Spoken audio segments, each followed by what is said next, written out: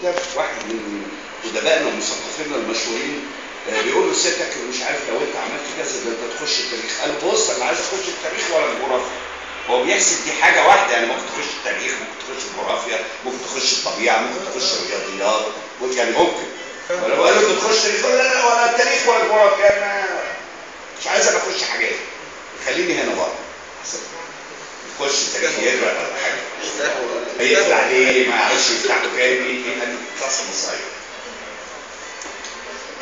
فلما وصلنا بقى لحكم الرئيس المخلوع 30 سنه الشعب المصري من سنه 19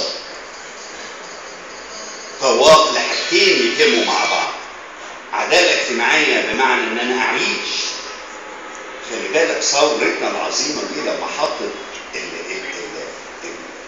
العناوين الرئيسيه بتاعتها، لما قالت عيش ما كانتش تقصد الخبز، يعني مش العيش يعني اللي بنشتريه من الفرن.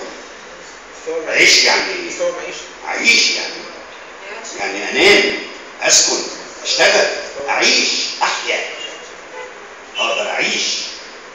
ودي على فكره براعه المصريين. يعني عندنا حاجه اسمها خبز وحاجه اسمها عيش. العيش ده مش الخبز. بره لا عادي، هو العيش هو المصريين حاجه واحده. احنا ما نقصدش حاجه واحده لما قلنا عيش. ما قلنا عيش يعني انا عايز اعيش، عايز اكل، اشرب، اتعلم، اتعالج، اسكن، اشتغل. ادي يعني ايه اعيش. بعد كده على طول بعد كده لازم في حريه بقى. ما دام انا خدت دول، ما دام عشت لازم اقول رايي بقى واختار وما اختارش، وده ينفع وده ما ينفعش وكده، واعمل كل ده بكرامه.